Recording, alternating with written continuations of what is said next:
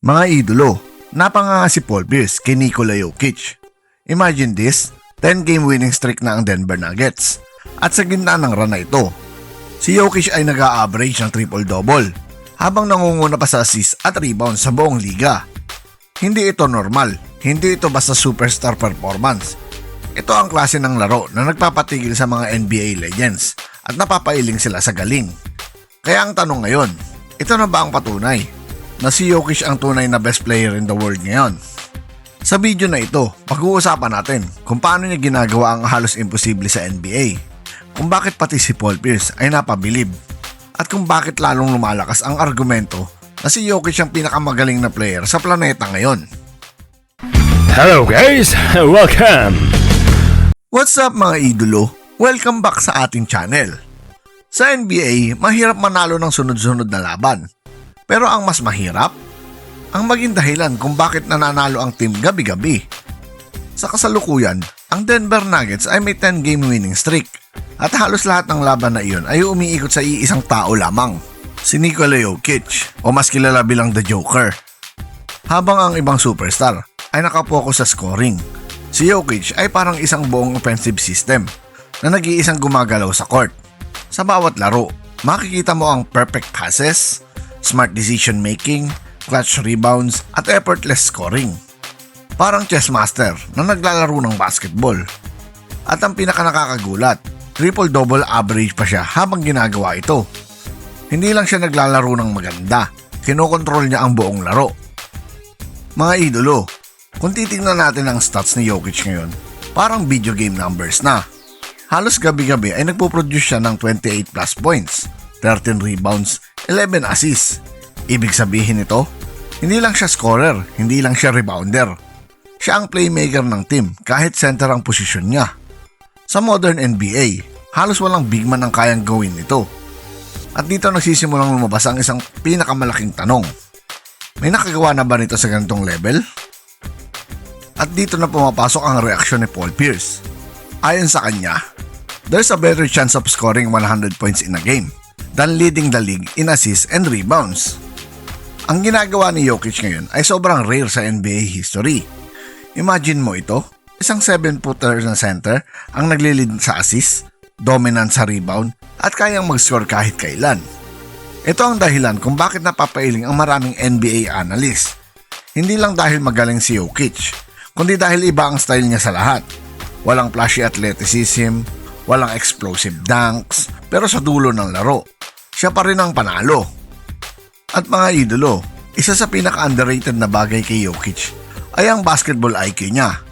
Maraming players ang athletic, maraming players ang mabilis, pero kakaunti ang may court vision na parang point guard sa katawan ng center.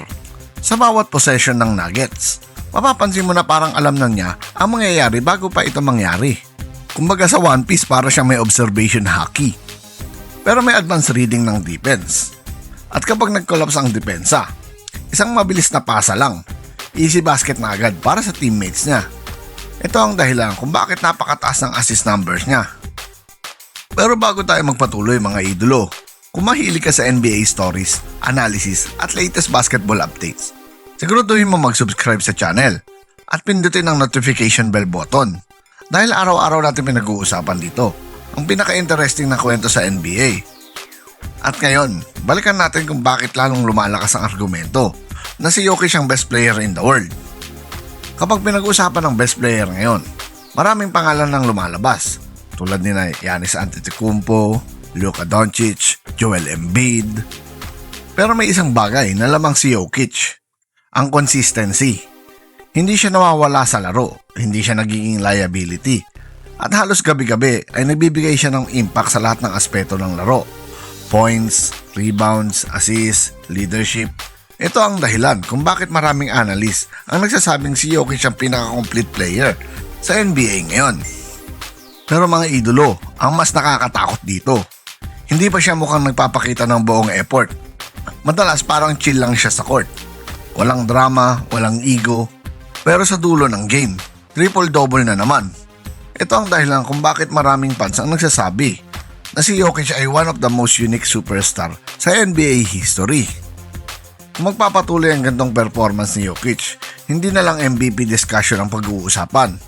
Papasok na siya sa mas malaking usapan, ang all-time great centers. Kasama ang mga pangalan tulad ni Shaquille O'Neal, Kareem Abdul-Jabbar, Hakeem Olajuwon. Hindi dahil pareho sila ng style, kundi pare-pareho sila ng impact sa laro. Sa ngayon, isang bagay ang malinaw mga idolo. Ang ginagawa ni Nikola Jokic ay hindi lang impressive. Historical na ito. 10-game winning streak, triple-double average, papasok ng playoffs, leading in assists at rebounds. Hindi nakakapagtaka kung bakit pati si Paul Pierce ay napanganga sa ginagawa niya ngayon. Pero ang tanong ngayon para sa inyong lahat mga idolo, si Jokic na ba talaga ang best player in the world ngayon? O may ibang superstar pa rin na mas deserving sa title na iyon? Comment nyo sa baba ang inyong opinion at ating pag-usapan. Dahil sa channel na ito, basketball ang tunay na panalo. But as Okay, so history has shown, why is a guy who can't really jump an inch? Why is he so unstoppable? What he's just makes smarter him- than everybody on the court. Okay. Nikola Jokic is unreal. Once again, this is your Spotlight in Sports. Maraming salamat mga ka-sports. Parang malino naman ah. Once again, this is your Spotlight in Sports. Maraming salamat mga ka-sports.